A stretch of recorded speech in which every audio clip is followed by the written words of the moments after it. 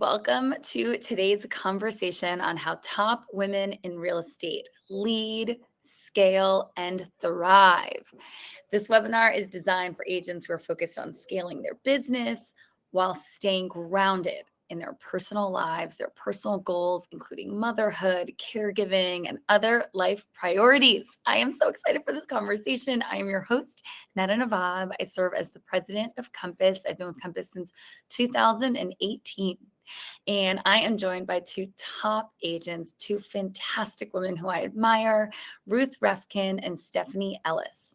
So our session today hopefully will give you just a glimpse into candid talk between three women on leadership, growth, balance. Is there such a thing as balance? We'll get into all of it. I thought maybe by way of background, I would just introduce a little bit of my journey to Compass. So my mother was actually a real estate agent when I was growing up. And, I got to see firsthand, oh gosh, how hard it is to be a woman building a career and a fulfilled life in this industry back then, before a place like Compass existed. And, I got to sit shotgun to her career. And I also got to see what opportunities a profession like this can unlock for women who maybe don't come from the right side of the tracks, or whose parents didn't belong to a country club, but who are just so entrepreneurial and ambitious and hungry and eager to serve their families, themselves, their communities. And so coming to Compass felt like a full circle career opportunity for me to get to work for so many of those agents who are trying to build what my mother built for us. Now, all of you who are tuned in, I would love if you could, in the audience, drop your location into the chat. Certainly as you get interested or inspired, throw questions in there. I know Ruth, Stephanie, and I are eager to actually directly address a lot of the questions that are top of mind for all of you. So we'll tackle those at the end. And you will receive a recording after this session, as well as some helpful links and resources. All right, let me start by introducing these two incredible women. So Ruth, I'll start with you. So with over 25 years of experience as a real estate broker and known for her patience, her approachable nature, which I can speak to firsthand, her financial expertise, and genuine empathy, Ruth consistently delivers value by negotiating the best possible deals and attracting the most qualified buyers. Throughout her long and credited real estate career, Ruth has had the privilege to work with many seniors.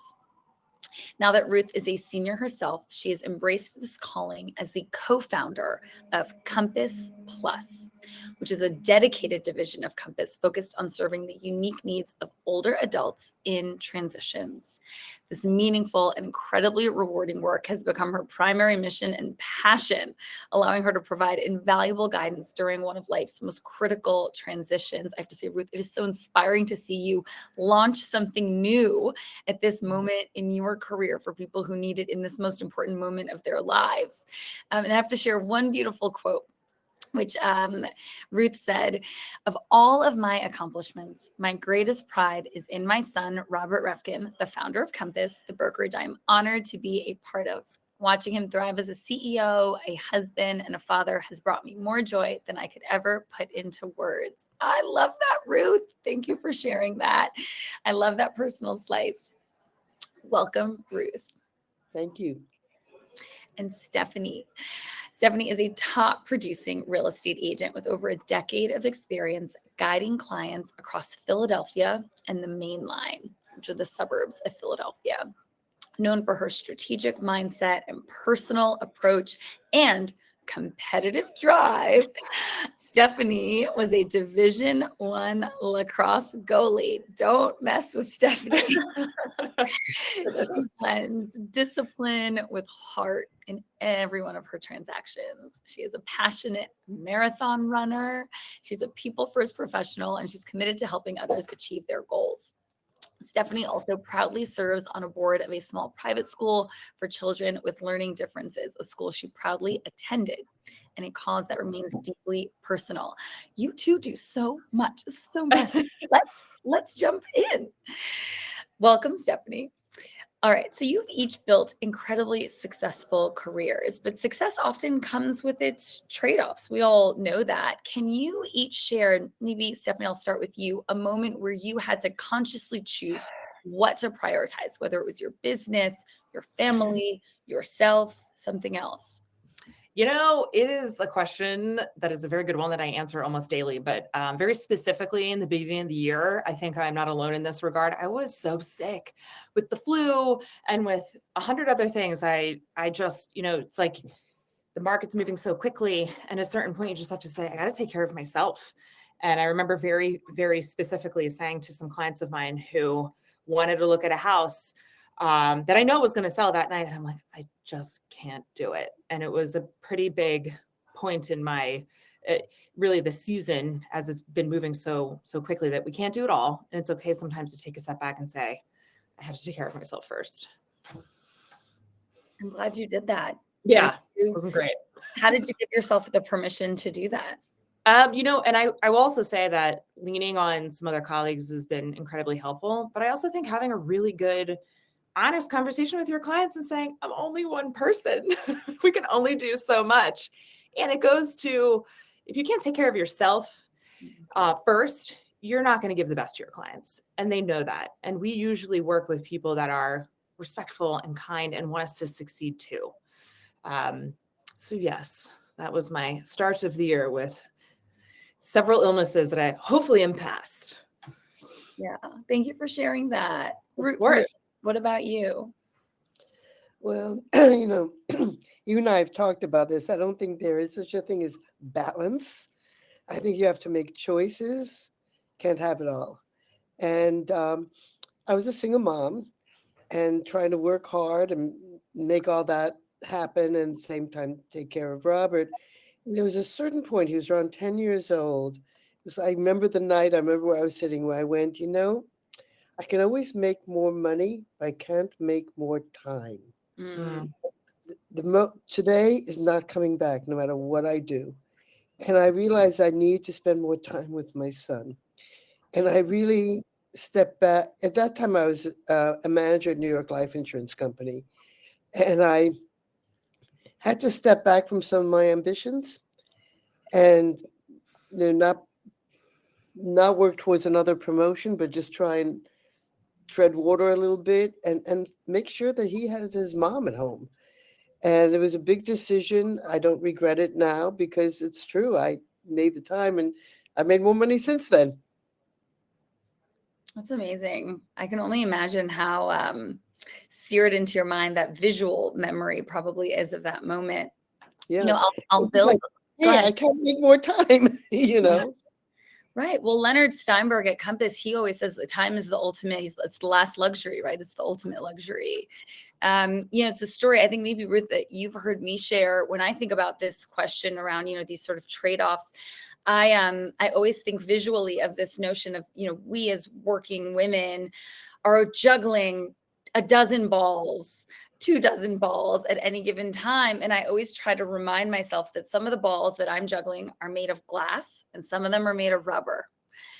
And what you got to focus on is just know that the rubber ones, and a bunch of them are going to be made of rubber, they can drop on the floor. You cannot catch them and they're just going to bounce. They'll be fine. But you got to be precious about the ones that are made of glass, right? Because those will fall and they'll shatter and it's harder to repair them, right? And so as you're thinking about trade-offs, I always try to put that framework of, all right, I've got 12 parties today, 12 balls in the air. Which ones are made of rubber? Which ones are made of glass? Because otherwise you can get paralyzed too, thinking that they're all made of glass. And I've certainly had those moments where I thought all my priorities were equal or all made of glass, but they're not.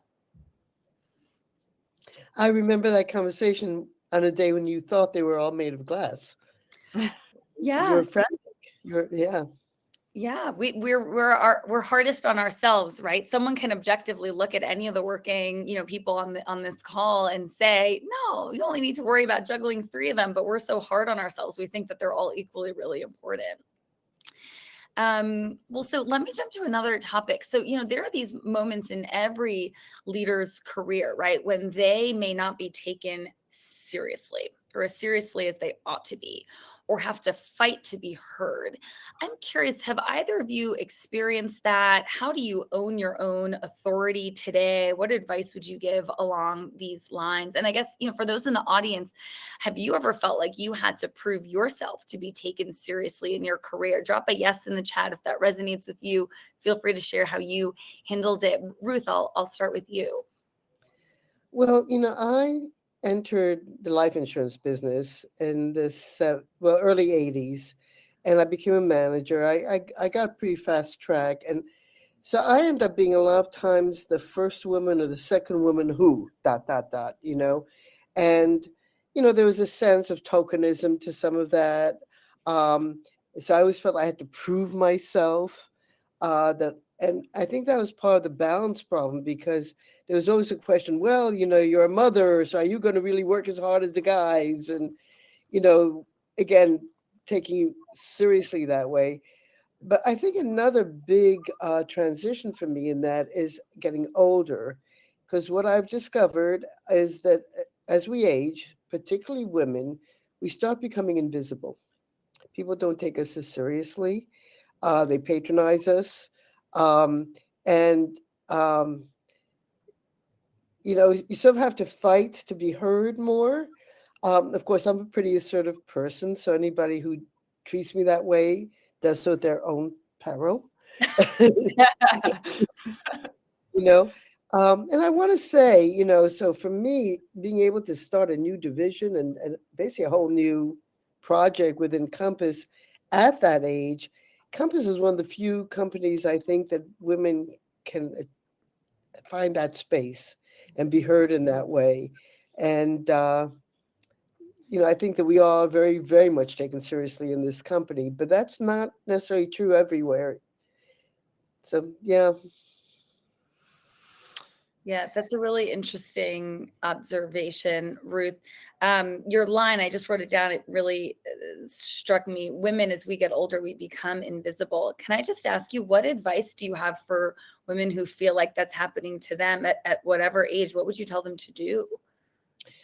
Well, like I said, I'm pretty assertive. So if you try and ignore me, you're going to get kicked in one way or another, But I think that, we have to be willing to take our space in the world.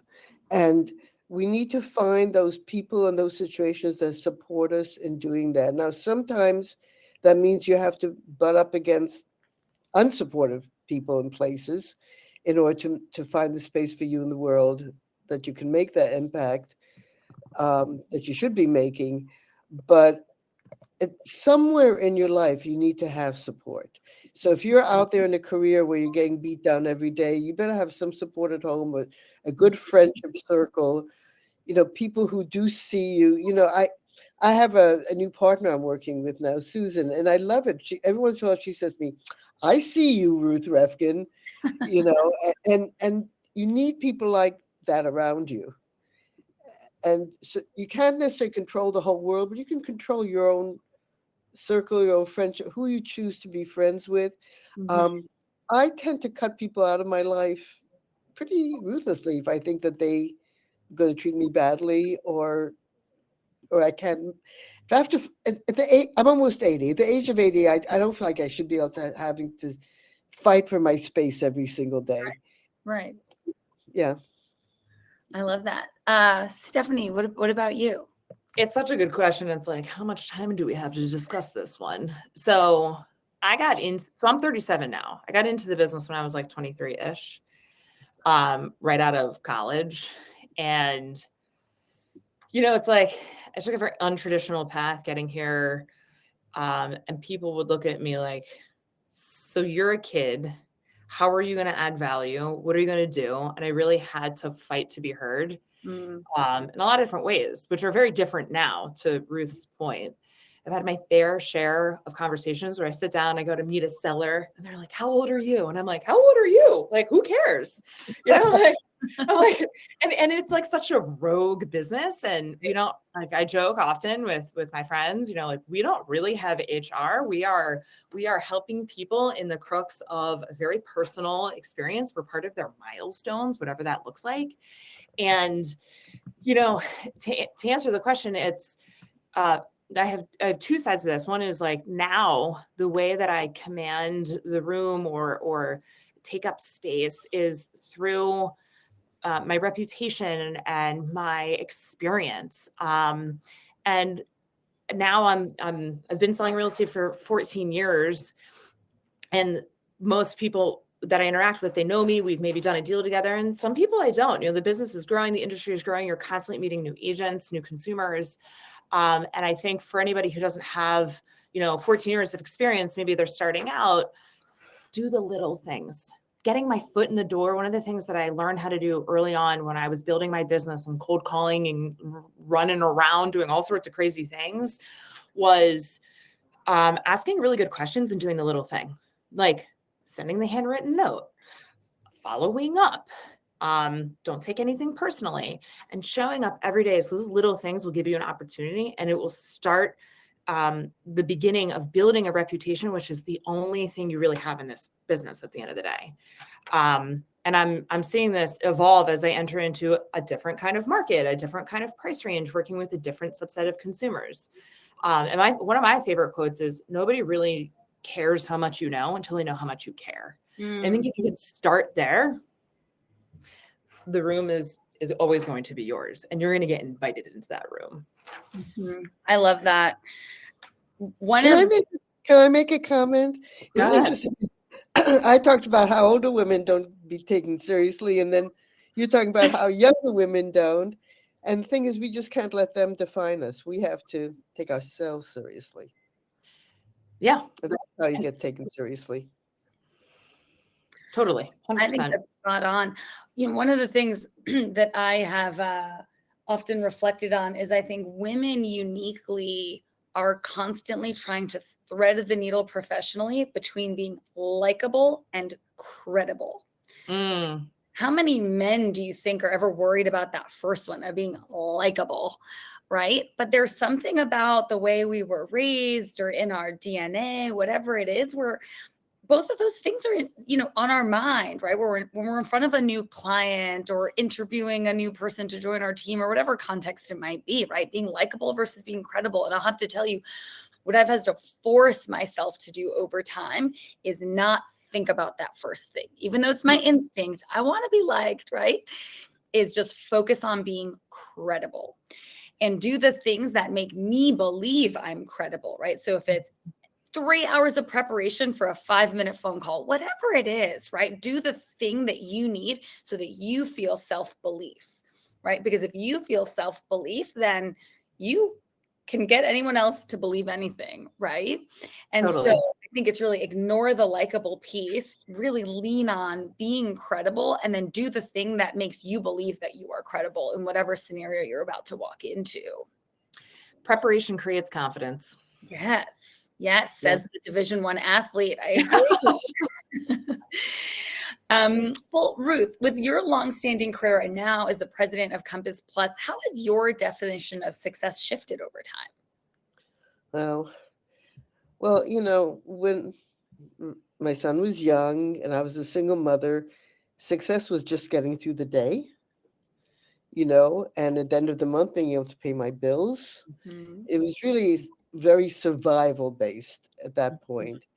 And, I actually thought that was going to happen forever. And then one day he was launched. And I didn't suffer from empty nest syndrome. I was like, oh boy, now I got some space to myself, And then success started being more about my own self-care, taking care of myself. And I got to tell you that I never defined myself as a successful or an unsuccessful person based on income or, my career choices. It had to do with the hope if I felt I was having a successful life.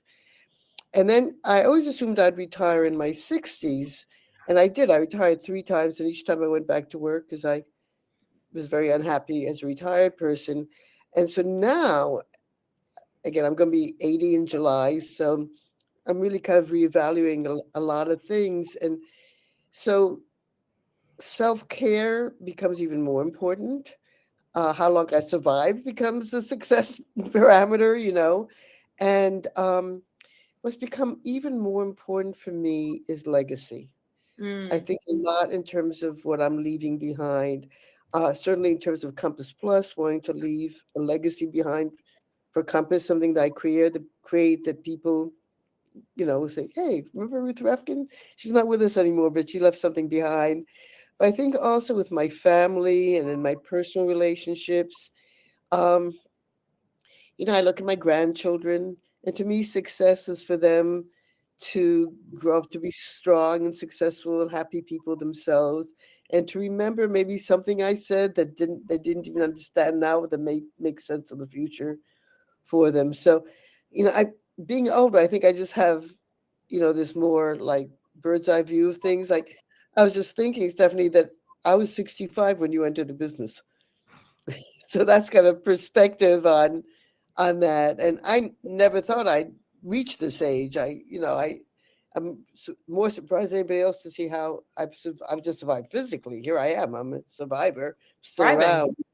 Yeah, I mean, I've lost a lot of people I've loved over the years, and I don't think that anybody would have voted me as the one that was going to outlive everybody back then. So I'm just happy to be alive, and every day matters to me. Every day of um, saying, "Hey, I did a good job," or sometimes just even if I have a conversation with somebody and I feel like I said something helpful, even little things like that are marks of success for me today. I love How that. about Sorry, keep going, Ruth. you? No, I was saying, how about you? I will share, by the way, I don't know if those in the audience do this, but one of the things that I do is anytime I hear a nugget of wisdom that someone shares or an interesting way that they describe something, I actually capture it in a note in my phone, and I'll turn back to it occasionally because you hear these great things, and if you write it on a piece of paper, I will lose it. I capture it on my phone, and I have to tell you, the other day I was at a Mother's Day event where you were speaking, Ruth, and I actually wrote down. You said you hope you say things that your kids or your grandkids maybe one day will return to. I have to tell you that I wrote something down that you said that I have since returned to, which was remember that your kids, are not here to make you happy. Right. I loved that line. It puts into perspective how to engage with them and how to think about their journey. But I think your willingness to give back with your experiences and share with others is so valuable. And noted, by the way, the only thing that you're bad at, Ruth, clearly is retiring because you've had to attempt it 3 times and you haven't successfully done it. So I captured that. I'm in the thick of things, right? I'll share with the women on the line. I've got this really big, demanding, inspiring, motivating job at Compass. I've got 2 little kids at home, including a 10-month-old is the youngest. I've got a sick parent. I've got a husband who's got a really demanding job. I feel like I'm a little tablespoon of peanut butter being spread across a size of toast that's way too big. And I think for me, success is just making sure at the end of the day, I bring my best self into work. It's easy. I get here in the morning and all you have is the good energy. Right now, success for me is just making sure that some of the good of me is still left when I get home to the people that matter the most, right? Like that bag of potato chips, the first few bites are like the potato chips are full, they're not crushed, they're perfect. But the dregs at the bottom of the bag, I feel like are all that's left for my family. So for me, it's just really being mindful on my commute home to snap into a mindset of, okay, now bring the best that you've got left to the people that matter most. So mine's sort of a daily measure of trying to be successful. Stephanie, I don't know if you have anything that you want to add on this topic.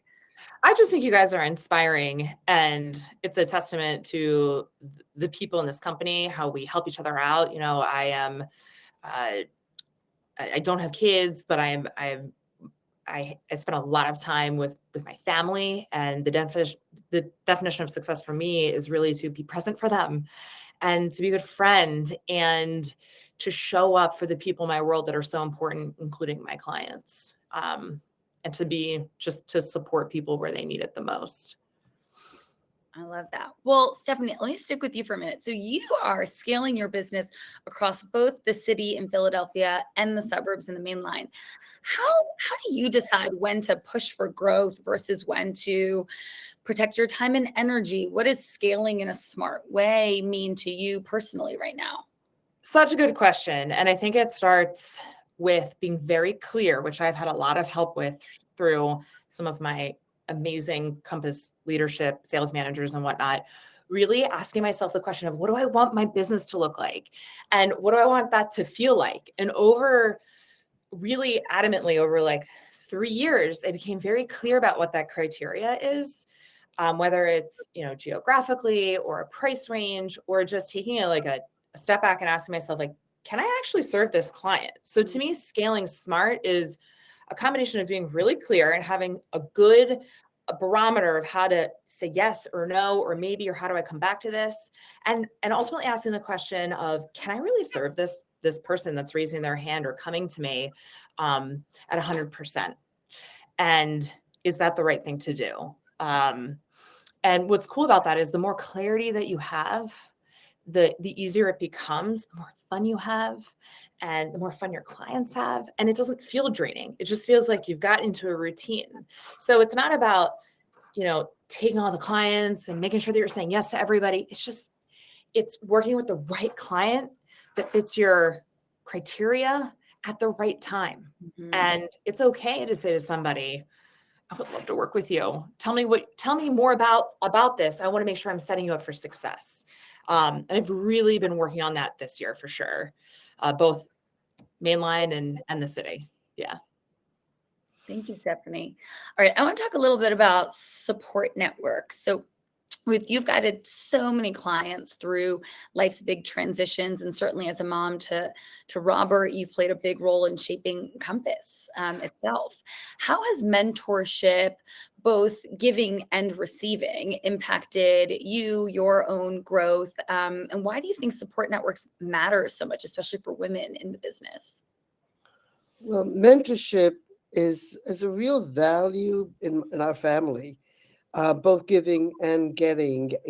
Robert actually wrote a book on it. Nobody succeeds alone, um, because really a huge amount of his success is due to the mentorship he received, and he has a strong sense of responsibility to give that back to others. He actually started a mentorship nonprofit. Um, I met a woman. Robert was 2 years old. I'd been a teacher. I was working in the nonprofit world, really struggling financially. And I met a woman who recruited me into New York Life Insurance Company. She taught me everything I know now about selling. I mean, everything I know about selling, I learned from her, and really pushed me, promoted me into management positions and all that. And she really changed my life. The whole trajectory of my life, the whole trajectory of my son's life, my family, even to the point of having Compass exist, happened because she saw what was, I have to admit, some pretty raw material at that point. Nobody would have seen me as somebody who could have accomplished those things. And she just saw that I had some talent, and that I was a hard worker. So that's, I value that so much. I taught that to Robert. And now that I'm older, I feel like, everything I know comes from a mistake I made. Mhm. Okay, like really, my knowledge, my experience is a lot of battle scars, and so if I can help convey some of that, maybe it'll hurt little less for you. If you heard that from me, that kind of thing, and to help guide people along it's a real privilege. I think it's really important. Now, when it comes to women, I think it's even more important that there's been the Old Boys Network for hundreds of years, and us sitting here as women who are successful in business and have the confidence to even have the nerve to be on a panel like this is very new in history. And I think people who are younger don't take this for granted. We fought really hard for this space to do that. And the way we won is by supporting each other as women, and seek out women who are not competing with you but supporting you. Good competition is fine. I'm not talking about, sure, can all go for that prize. But you know when you have somebody in your life that's tearing you down Mhm. and who sees her victory or their victory as it's a zero-sum game. You have to lose something for her to get something. Just, and on the other hand, we all are very blessed to have sisters in our lives, right? People, and I don't mean family sisters, I mean, we're all family, right? Women that support us and who celebrate our successes, problem solve with us, network with us. Um, this is crucial. And one of the things that I just want to put a little plug in for this, what happens too often, I think, is in a lot of women's networking, affinity, whatever groups, a lot of the soft topics are discussed. Mhm. Oh, let's talk about wellness today, right? And then not giving each other referrals and not pushing for business with each other, then not backing each other up. We have to really be ambitious for each other, not just for ourselves.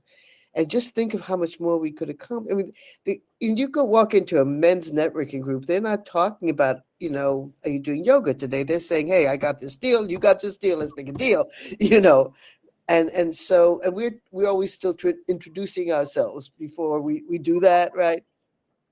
So I'd like women to be more supportive in a truly success oriented, let's all make it together, let's break down these glass ceilings and work together to so that we can all be more successful. Rising boat, you know. I love that. I love that. You're right. I can't picture a group of men sitting together talking about, their favorite yoga pose or anything like that. I'm There's not saying we shouldn't have fun together, but if it's a business networking group, do some business. yeah, You know. yeah.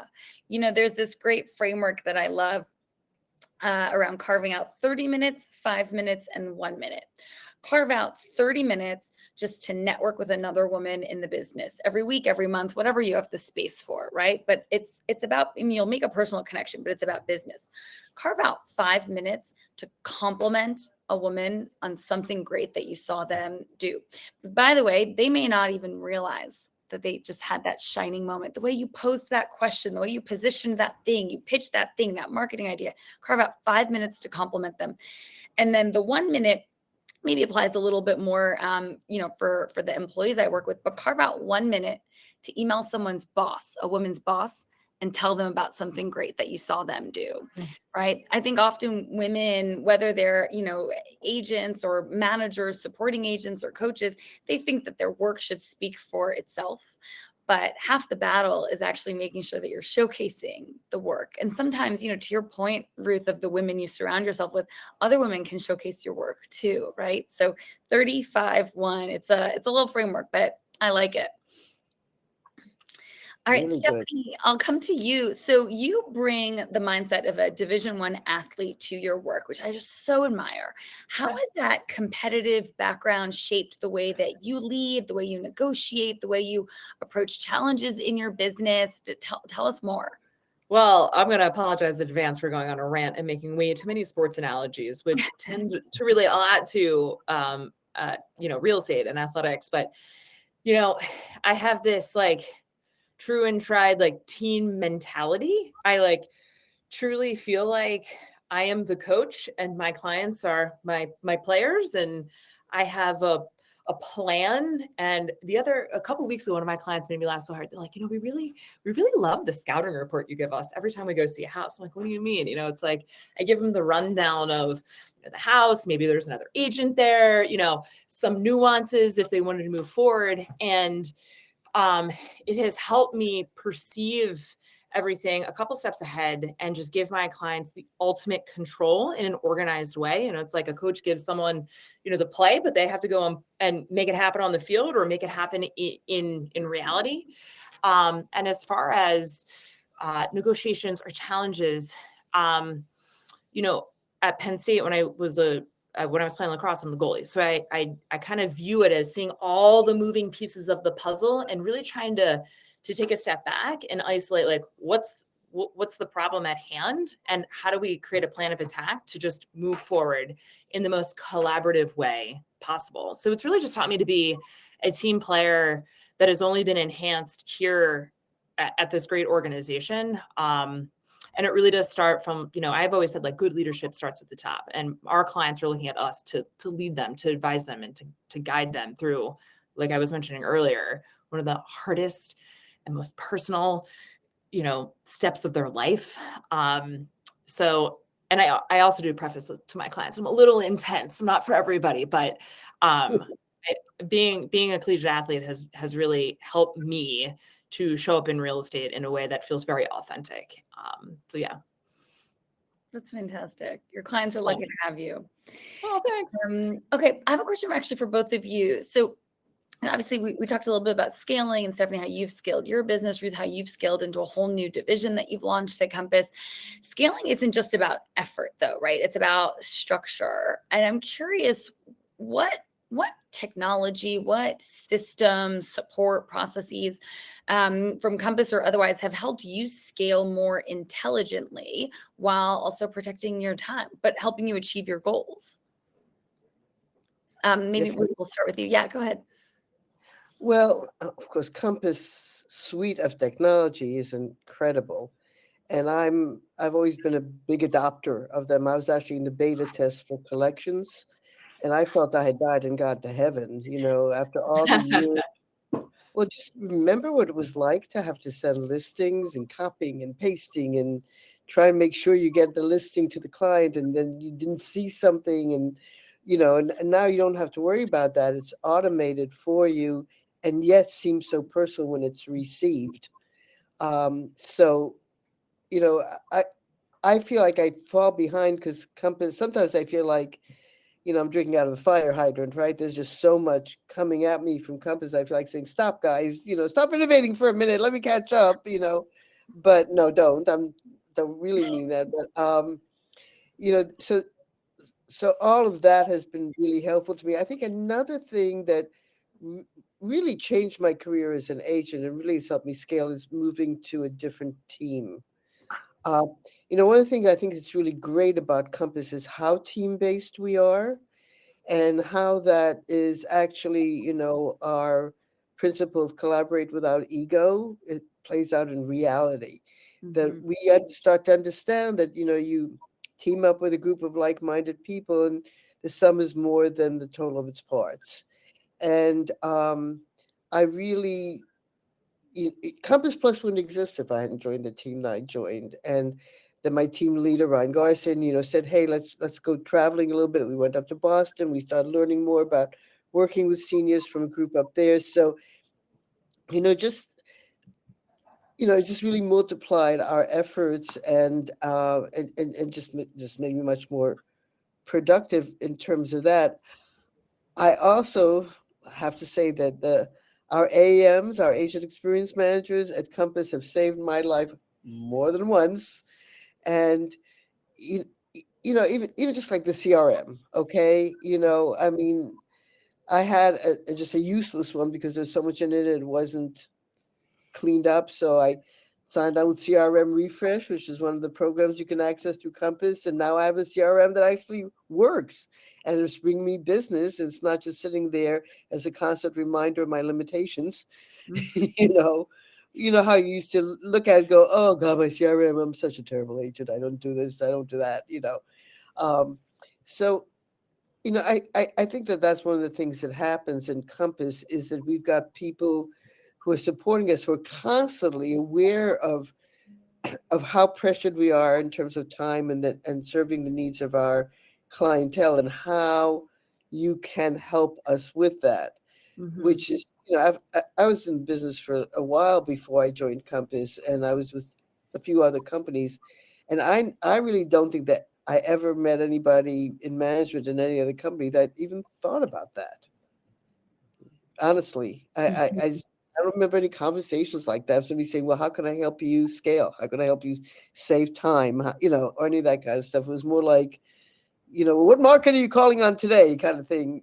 So, yeah, I think our tools are amazing, and got to keep catching up with what you guys throw our way. Yeah, yeah. We'll turn down the throttle on the fire hose a little bit, but it sounds like Not this too is much. It's up to us to catch up. the thing is, it's like, it's like Christmas morning, right? There's a lot of packages, and some people open everything right away, and some people like to save some for later. But that doesn't mean they don't want the packages under the tree. Yeah, exactly. Stephanie, what would you call out? I just don't even know where to start. I think Ruth hit so much on it, but here's how I explain it to people that don't truly understand the differences of brokerages, or maybe aren't having the experience that I'm having. But like, think back to like, a black and white TV, or even just a TV from the 90s. And, the first time you watch like a high def movie, and that's the difference to me between Compass and just really everything else is, my ability to share information with people, not just tell them, but show them, is so powerful. And to show people in a way that makes sense for them, because everybody's a little different. And the tools, and when I say tools, it's such a generic thing to say, but explaining to a buyer why they should offer a certain number that's going to help them get their family to their goal, telling a seller and showing a seller why a price should be a price through our system is like, it's just mind blowing. And people, they say to me like, this is incredible. Mm-hmm. And yeah, huge shout out to those AEMs that I torture on a regular basis. My God, I love you all. I mean, in what world can we write a question about something complicated and kind of urgent and get an answer? And not just an answer, but the willingness to want us to be successful. Like, there's so much more than just like plug and chug. Like, everybody here, everyone that's making these tools is doing it for us so that our clients can be successful. It's just this, it's amazing to me. It's mind-blowing. I'm so thankful. And I technology aside, I really do have to give a shout out to some of the most influential leaders in my career and as like an individual. I have some of the best sales managers here in my region: Chris Mattioli, Terry Kirkwood, John Bielek. Like, they have enhanced my ability to scale and showed me more than I realized I was capable of as an agent and as a person. I'm so grateful for that. So it's beyond the tools. It's the whole company. And I want to keep drinking from the fire hose because it's amazing. I'm so glad. I mean, you all know this, but our employee team here, I think, is really unique in the industry. I think they care ferociously about our agents. You are our clients. You would do anything for your clients. And I think what we try to instill in our team here, whether they're lawyers advocating for our agents, or engineers writing code, or agent experience managers who sit in your office, what we try to embed in everyone is just that mindset of being an entrepreneur. You are entrepreneurs for your business, for your clients. We want our employees to feel empowered enough to be entrepreneurs, to go solve problems ferociously on our agents' behalf. So it makes me so proud to hear that that you are feeling that level of support. Maybe I'll end with one question, and then I would love to jump to some of the audience submitted questions. So for both of you, Stephanie, I'll start with you. If you could go back and give advice to your younger self, or to any woman just starting out in this business who's listening in, what would you tell her about how to lead, scale, and thrive on her own terms? Just be unapologetic and just keep doing it bigger, keep doing it scarier. I mean, I was laughing as I was preparing for this, and I was thinking about all the things that I did. I was like, I can't believe I did that. And I'm like, what would I have changed? Absolutely nothing. And I would have just poured gas on it and gone harder. And knowing that, like, I know this is so cliche, but I'm going to say it because it resonates with me every time, which is, you'll never get anywhere if you don't fail. And like, we will all mess up, and that's okay. I put so much pressure on myself to be perfect, which is just so unrealistic. And I have learned so much through those hurdles, those failures, those challenges. And I would just keep doing it and be authentic and speak up. And I've always been an advocate for myself, and that's transformed my clients. That's truly what I would say to my former self, and continue to say to anybody that's thinking of getting into the industry or now. Thank you. Thank you, Stephanie. Ruth, what about you? Well, first thing, if I could see my younger self, I told her to not worry, everything's going to work out okay. because I was always so scared then. But I think also I would have told myself to dream big and to be more ambitious than I was, take myself more seriously.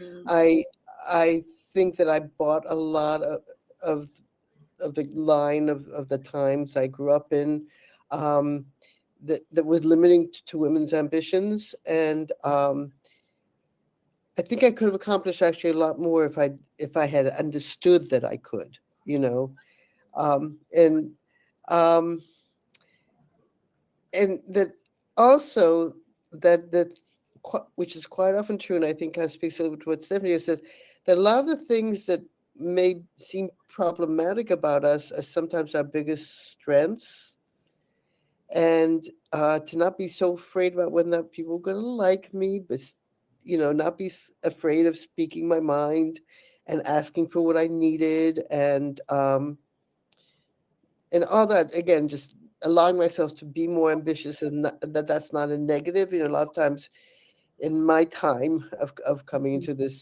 businesses of this type, that women being ambitious was seen as kind of a stereotypical negative thing, and now I see it as, wow, I should have been more ambitious. I should have pushed more, not less. I love that. I think if I were to chime in, I would probably tell my younger self to pay attention. It's a little bit of themes that you both have said, but pay attention to whether the person that you're with, working with, makes you feel taller or smaller.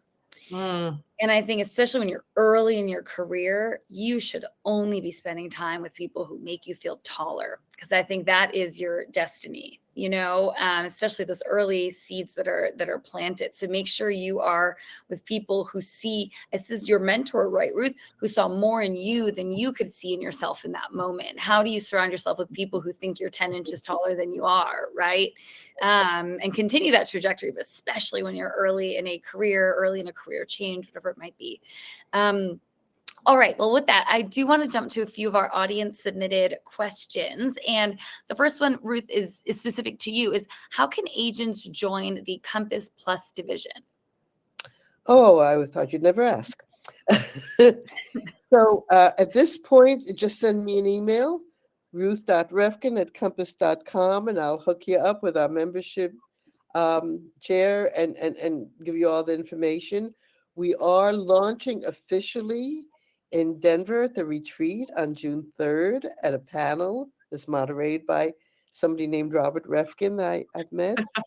And we're also going to have a networking event for people who are Compass Plus agents then. So one thing to know is that there is a requirement to become a certified senior advisor. We're really trying to elevate the way seniors receive professional services in the real estate industry, and one way is to educate ourselves more. But that's a worthwhile thing to do. And also, I laughingly call myself the queen of Google Meet. If anybody wants to set up a Google Meet, talk more about it, I could talk about it nonstop. So please reach out. Thank you for offering that. A question from Brooke in the audience. Are there any really helpful books or resources that either of you found on the subject matter that we've talked about together today?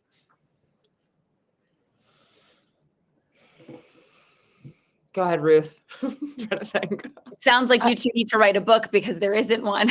Well, like around real estate or women in real estate? I think probably, Brooke, feel free to chat, but I assume around sort of building a successful career as a working woman in the industry. I'm too busy working to read. No, I think Robert's book was amazing. I think it just showed that you can't do it alone. After reading that book, it propelled me to ask for a little bit more help. Mm-hmm. And to lean on some more people. And I think there is a theme of that. But maybe we should write a book. It's not a bad idea. Let's do it. It'd be nice to have an anthology of different women's stories of success and overcoming obstacles to reach success in the real estate business. There's actually a wonderful book that was written by Vicki Barron. I don't know if you guys know, called Every Move Matters. About her real estate career. She's a very successful agent with Compass, and also just a very fine person. Mhm. And the book really is that every move matters, in which he's talking not about just about real estate moves, but every move that you make, every step you take matters, and taking yourself seriously. And I think that's a very good book. That's great. Two great recommendations. Stephanie, you look like you're going to jump in. Well, I was also going to say, I said, in addition to books or stuff like that, I'm working on my reading game this year. But I have found just leaning on some other women. I really believe in coaching. I've had an amazing experience coaching with my coach now, Susie Adamson. And we often talk about what it's like to be a female in the workplace, and there are a lot of cool, groups that you can join, types of coaching, in addition to, reading too, of course. Yeah, that's great. Susie's wonderful for those looking for a coach. One of the pre-submitted audience questions I'd love to hear your advice on: how did you each decide what to say no to at some point in your career? Stephanie, you want to go first? It's something I really struggle with still to this day. And I think, it really goes back to, what do I want my life today to look like? Am I making a decision today that my future self will thank me for later? And I really use that as a guide. I have been working hard. I say this to just share amongst friends. I'm having the best year of my career, and I'm so thankful for that. But there are times when I'm like, okay, am I sleeping in today, or am I going for a run? Which version of myself is going to be happy at 2 p.m. when I'm in front of a client? And I like to give myself a rating every day. And I like to show up at like 7. I'm like good energy, but I'm not too much because I've got a lot, and I'm not flat. And I think taking a step back and asking myself that every day, especially when things are moving at warp speed, is really powerful. And I will just answer that question saying, some days it's sleeping in, some days it's going for a run. Know yourself, see yourself, know what you need. Yeah. I love that. I love that. Ruth, how do you decide what to say no to?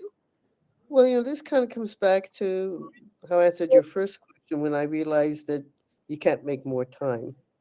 And the older you get, the more you realize that your time is not infinite. We all have a finite amount of time, and that we don't actually know how much time we have, which makes it even more crucial to use every moment wisely.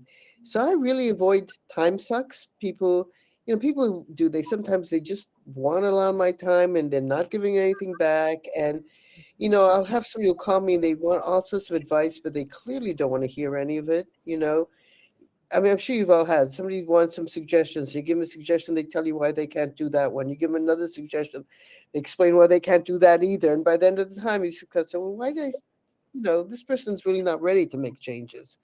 So I really try and avoid that. And I really try and avoid people who don't respect my time. If people come late, or they stand me up, or, they just, all that kind of stuff. I'm gotten pretty strong on that. When I was younger, I was so accommodating.